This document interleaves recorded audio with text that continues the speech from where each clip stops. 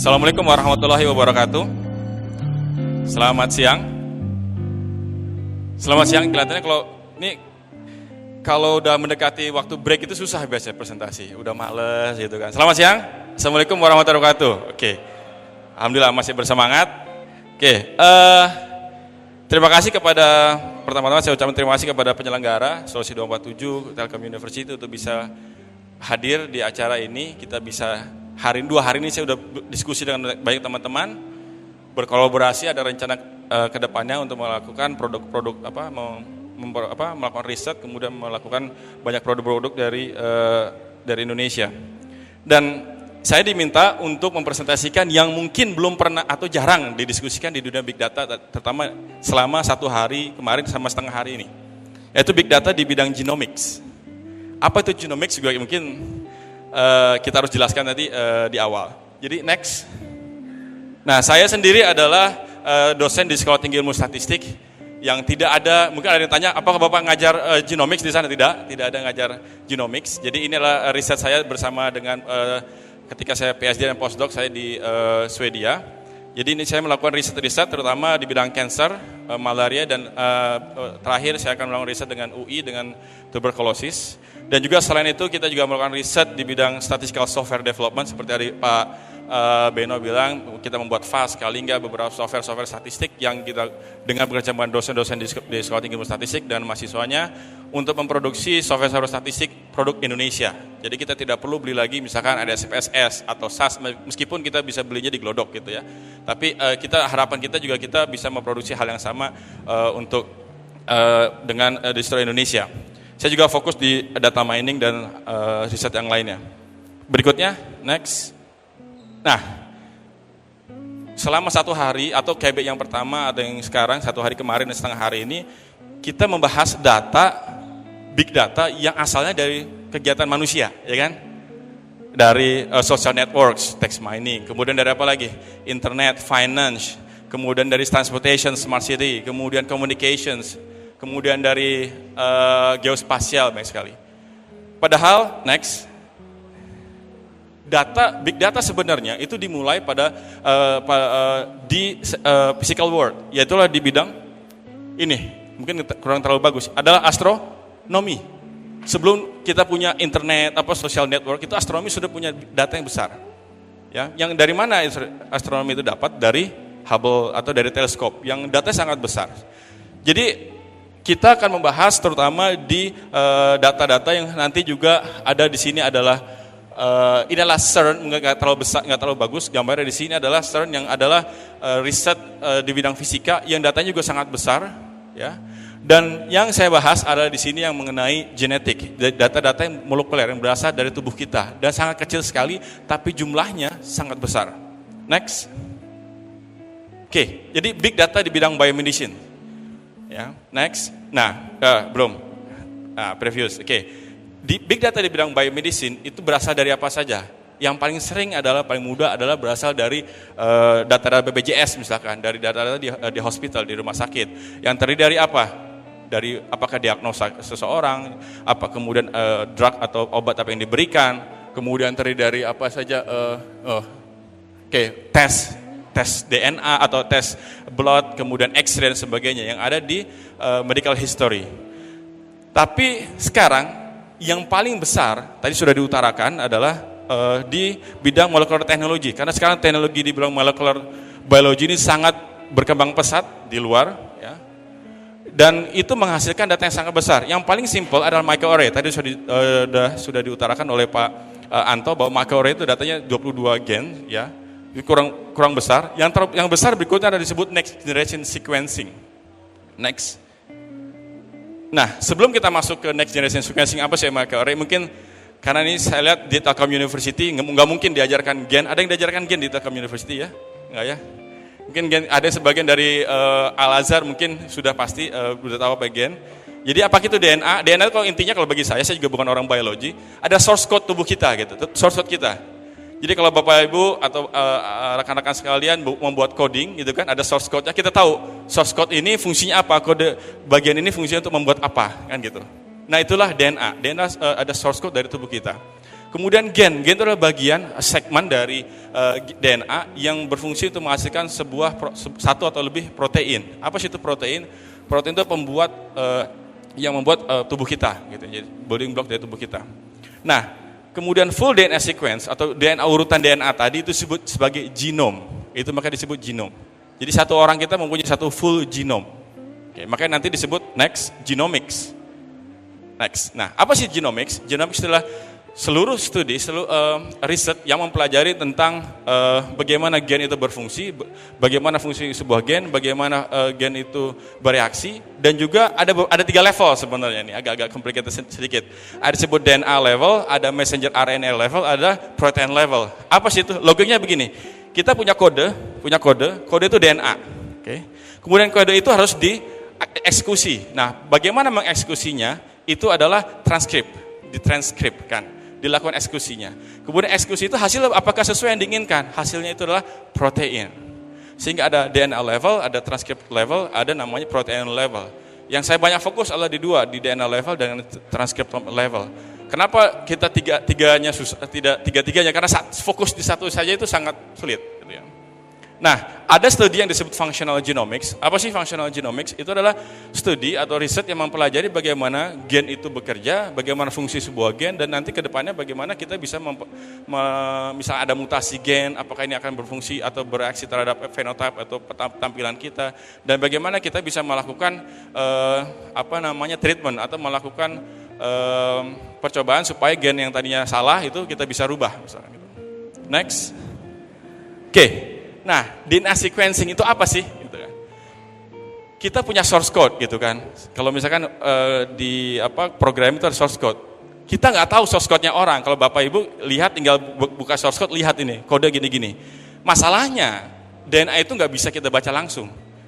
Dan source code-nya adalah sebanyak 3 triliun huruf. Yang hurufnya itu terdiri dari 4 bahasa ya.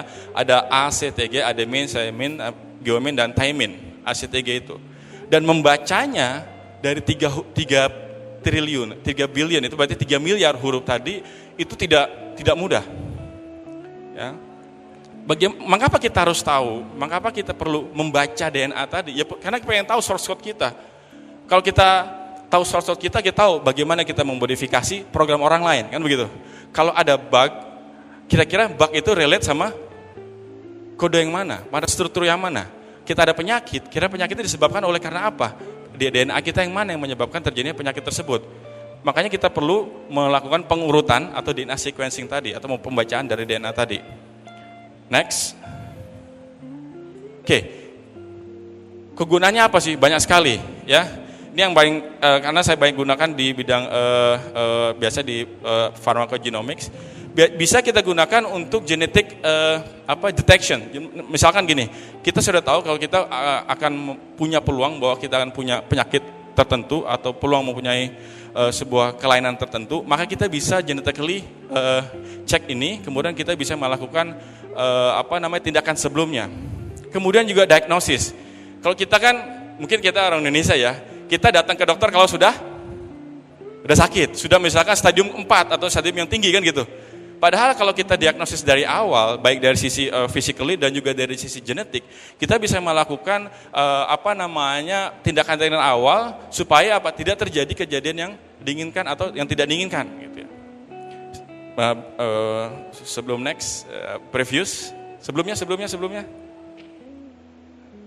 Di sini, oke. Nah, salah satu dari kegunaan dari NGS adalah kita bisa memberikan obat sesuai dengan pasien. Makanya tadi ada yang disebut Pak Beno tadi personalized medicine atau oleh Obama udah bilang personalized medicine. Mungkin kalau Bapak Ibu yang sudah pernah pergi ke Eropa misalkan atau ke Jepang, kalau kita dikasih obat dari sana, saya sendiri pernah di sana, dikasih obat di sana itu nggak nendang, kita bilang. Dikasih makan satu ini nggak berasa gitu, nggak ada guna, nggak ada efeknya. Karena apa? Mungkin aja karena kita sudah terlalu banyak makan obat, ya kan? Kita datang ke dokter dikasih antibiotik gitu kan, udah biasa kayak seperti makan vitamin lah antibiotik itu kalau di Indonesia. Nah, karena apa? Karena obat yang di treatment atau yang dibuat oleh misalkan dari lembaga-lembaga riset atau perusahaan farmasi di luar itu dilakukan risetnya dengan Caucasian yang genetically strukturnya mungkin berbeda dengan Indonesia misalkan. Sehingga kita di dalam pharmacogenomics ini kegunaannya bagaimana kita tahu DNA, struktur DNA seseorang itu bisa melakukan individualized drug selections. Ada lagi sebenarnya mungkin saya nggak tahu nih. Ada bioweapon. Kita bisa melakukan membuat sebuah virus yang khusus kepada orang Jawa misalkan. Orang Sunda aman-aman aja gitu karena genetiknya berbeda misalkan. Itu bisa terjadi. Next. Oke, kemudian bagaimana kita bisa melakukan sequencing tadi? Ya, ada yang disebut next generation sequencing, yang ini ya. Ada ini HiSeq 2000, ini harganya sekitar 16 miliar lebih kalau di Indonesia. Itu belinya aja, belum reagennya dan sebagainya, kita harus beli dari Singapura. Kemudian ini solid udah hilang, udah nggak ada lagi. Ini ontoren biasanya untuk yang kecil-kecil, bukan human tapi untuk misalkan bakteri atau parasit misalkan. Dan datanya ini, alat-alat ini bisa menghasilkan data next, yang contohnya seperti ini. Dan ini hanya sebagian kecil ya. Ini kan ACTG ya, seperti kode binary ya, binary 011 gitu kan. Yang masing-masing sebenarnya kalau kita bayangkan kalau misalkan kita 8 bit itu kan 8 bit bisa satu huruf gitu. Kalau di sini 3 itu bisa menghasilkan sebuah kodon nanti misalkan informasi. Next. Datanya yang kalau kalau hasil datanya mesin ini kita urutkan panjang itu bisa satu mesin itu bisa panjangnya itu sama dengan 1,5 kali lingkar bumi. Ya, jadi sangat besar sekali dan itu namanya FASTQ file. Next. Oke. Jadi challenge-nya ya, produksi udah banyak. Challenge-nya apa? Karena storage, seperti kan di sini ya. Kalau satu orang itu intinya gini sebenarnya. Dan itu karena dia tidak bisa membaca satu-satu, logiknya begini. Dia mau membaca buku yang tebalnya tadi 3 triliun ya, 3 miliar, tapi karena dia tidak mampu, kita tidak mampu membaca secara urutan gitu, kita potong-potong. Karena kita mampunya membaca misalkan 200 saja. Sehingga dipotong menjadi 200 segmen kecil-kecil dipotong, kemudian nanti digabung-gabungkan lagi. Kalau misalkan kita senang nonton CSI kan, kalau misalkan ada yang ada penjahat yang motong-motong note-nya gitu dilempar, kita gabung-gabungkan lagi supaya menghasilkan sebuah message kan gitu. Logikanya sama di sini, hanya di scale yang sangat besar. Datanya besar, kenapa ada 30-40 kali? Karena supaya errornya semakin kecil, kita meningkatkan jumlah copy dari DNA-nya, dan itu bisa hampir, pengalaman saya, 20-100 gigabyte data untuk per orang. Jadi untuk misalkan 10 orang saja, itu sudah 1 tera. Ya, 1 orang saja, gitu kan. Sehingga data analisis sudah yang standar itu seperti analisis untuk micro itu udah nggak bisa digunakan. Oke. Dan kita harus melakukan paralel program. Sehingga ini selalu gambar di sini bahwa datanya itu banyak, hanya sekarang kita nggak tahu bagaimana kita melakukannya. Melakukan analisis maupun prosesnya. Next. Oke, ini datanya besar sekali. Nah, yang kita lakukan biasa dengan HPC, high performance computing. Next. Oke, ya. Datanya sangat besar, saya ulang lagi. Kemudian paling penting adalah bagaimana kita, apakah ini disimpan, apakah harus dibuang setelah kita melakukan processing data. Oke, next. Oke, masalahnya bagaimana gitu? Tadi kan saya bilang cost-nya mahal. Masalahnya adalah sekarang, ini nggak terlalu kelihatan ya. Jadi awalnya dulu tahun 90 sampai 2003 itu ada nama Human Genome Project. Di sini Pak Haryadi ada ya. Beliau salah satu yang pernah ikut juga katanya di Jepang.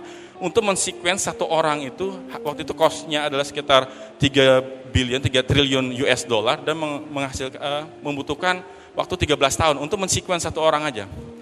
Lama-kelamaan teknologi semakin bagus, semakin berkembang, kita tahun 2015 ini, kita bisa mensequence, bisa mendapatkan DNA sequence dari satu orang, human, itu cost-nya hanya sekitar 1.000 US dollar. Itu murah. Compare dengan misalkan 3 billion US di beberapa tahun sebelumnya. Di sini. Next. Dan juga perhatikan di sini, ini adalah growth dari DNA sequencing. Karena murah tadi, orang mau dong. Ini kan tujuannya banyak, fungsinya banyak, kita bisa men-sequence. Nah, ini di tahun 2015 itu udah kita dapatkan sekitar 1 juta genom orang sudah ada ya. Tahun 2016 perkiraan. Kemudian itu adalah datanya sudah perkirakan di tahun 2015 itu udah lebih dari 1 exabyte. Exa itu 10 pangkat berapa ya? 18, jadi 18. Datanya tahun 2015, bayangin saja. Jadi growth-nya terlihat, ini ada beberapa prediction growth-nya, yang kemungkinan besar sih dua ini, yang dia growth-nya akan semakin lama makin banyak. Ya ini awal-awal memang dia agak lama, karena ini masih menggunakan yang disebut first generation sequencing atau Sanger sequencing. Dan ini berikutnya tahun 2010 setelah ada next generation sequencing naik. Next. Nah, terus kalau udah banyak, bagaimana nih? Contohnya sekarang, ada BGI. Saya selalu compare dengan China, ini karena ini harusnya kita bisa kompetitor dengan sana.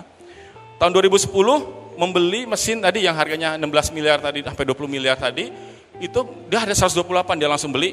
Ya, enggak dia copy ya, mungkin kalau China kan ada dia beli, dia copy, kemudian dia jual gitu. Kayaknya dia buat untuk dia sequence. Kemudian dia men-sequence apapun.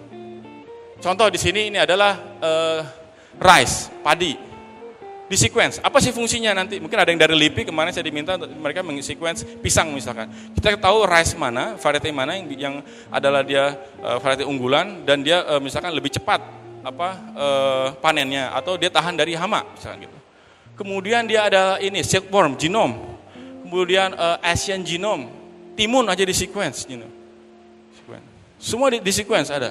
Next. Yang paling menarik ini, nah kita semua pengen jadi orang pinter kan ya, sama orang Cina dia men-sequence 22.200 orang ya jenius untuk lihat kan gini, logikanya gini, nih kalau saya mau lihat orang-orang pinter nih gara-gara gen mana ini, mutasi gen mana yang menyebabkan, yang kalau sama di antara 2.200 orang ini struktur DNA ini, maka inilah yang saya bilang gen yang bisa menyebabkan kita jadi pintar gitu. Jadi nggak usah belajar gitu. Kita minta gen itu waktu lahir nanti Pak minta gen itu diprogram bisa kan genetic reprogramming gitu kan. Jadinya jadi agak pintar dikit gitu kan. Gitu. Next. Oke, banyak project lain.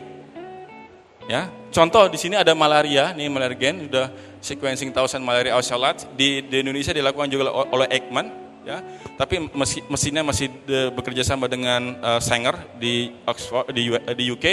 Kemudian ini ada UK dan Saudi Arabia ya, sudah mau melakukan sequence DNA-nya ada sekitar 100.000 orang sequence.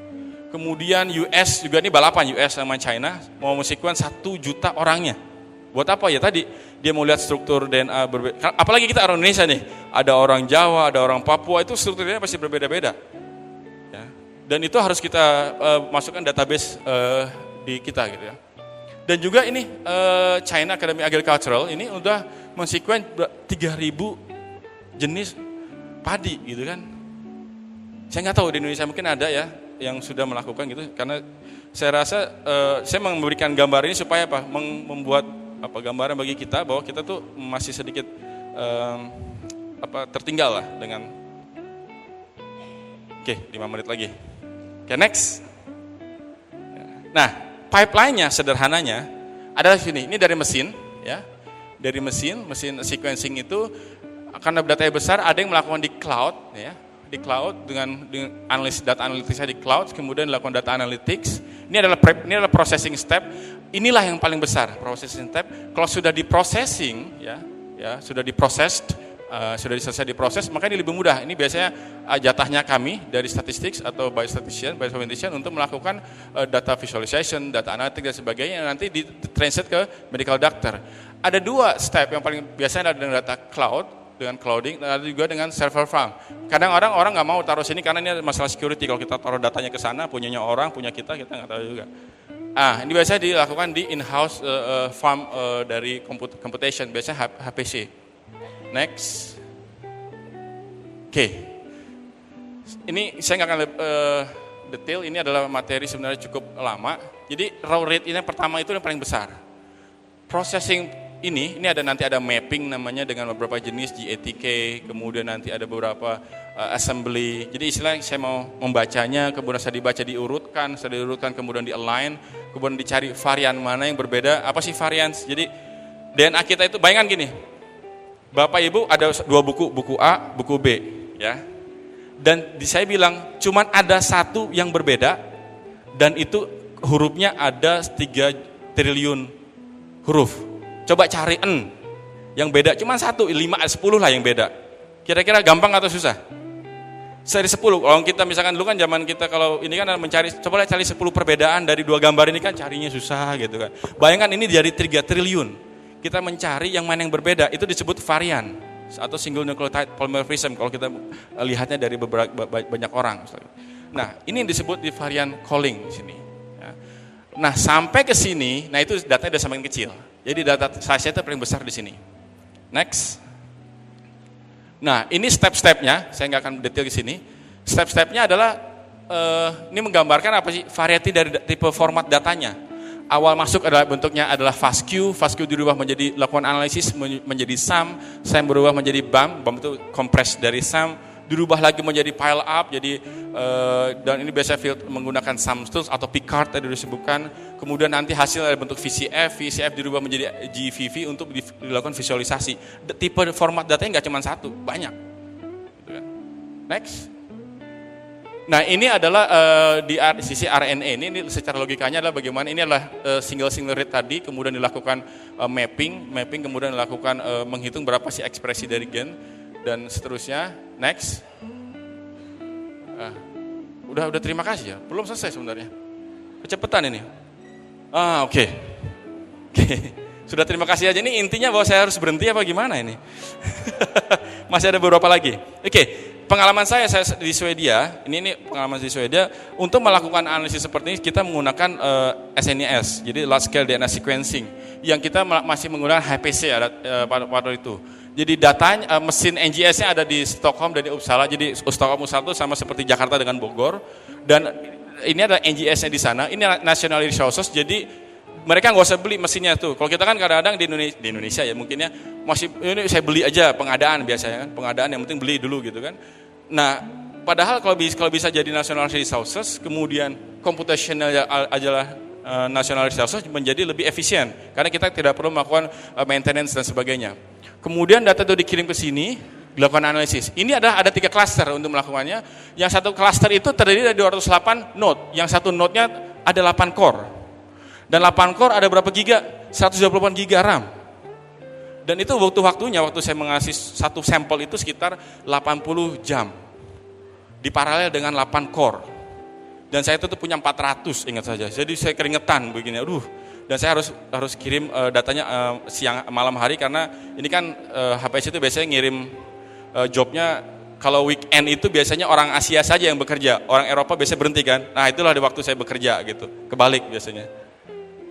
Next. Nah, ini adalah karena dengan HPC tadi sudah nggak kuat lagi, maka sekarang sudah beralih ke penggunaan big data dengan Hadoop.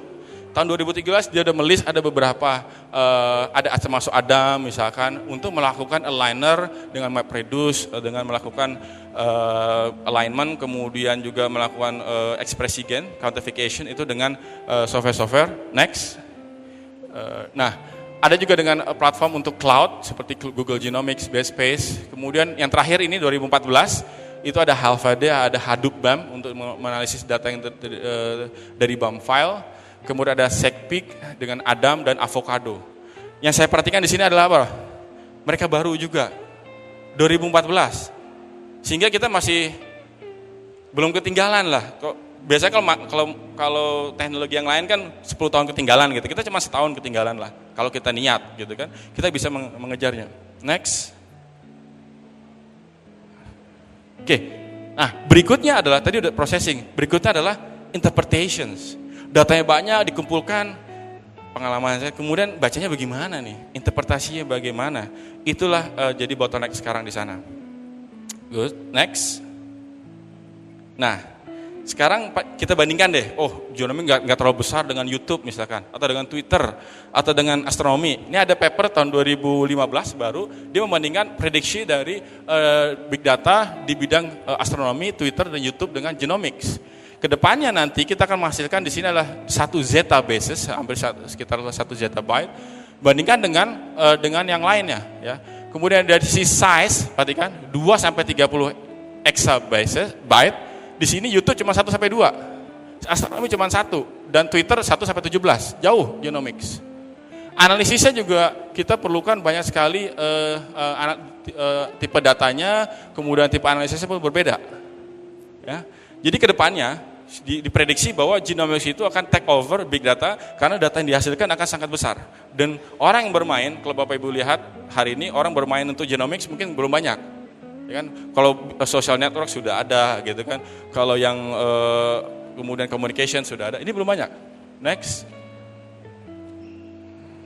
Berikutnya, next. Oke.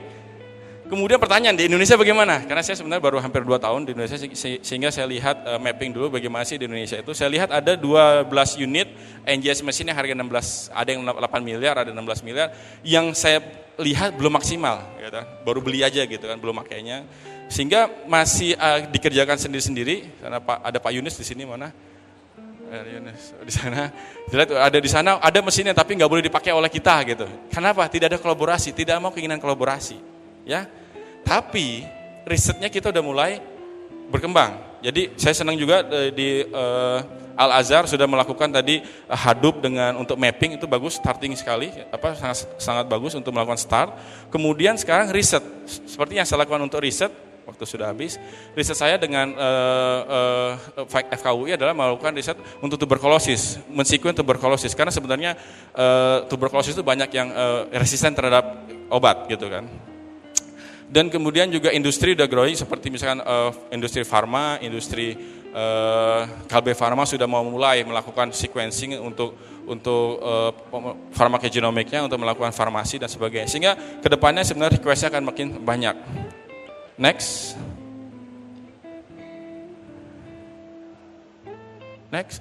Oke. Jadi kalau yang lain sudah mulai, kita sudah lama mulai big data di genomics baru akan mulai atau sudah mulai tapi ini starting. Paling penting adalah sekarang kalau mungkin kita tidak hanya produksi tapi yang penting adalah bagaimana memanage, kemudian menganalisis dan menginterpretasi. Sehingga kalau dilihat dari tadi kita lihat semua software itu produksi di luar. Ya, ada pernah saya memberi workshop di FKUI, kemudian ada sponsor yang bilang kita menyediakan software dan dari luar. Saya bilang setelah saya presentasi, saya bilang kita harus bikin sendiri, nggak usah bayar untuk orang luar.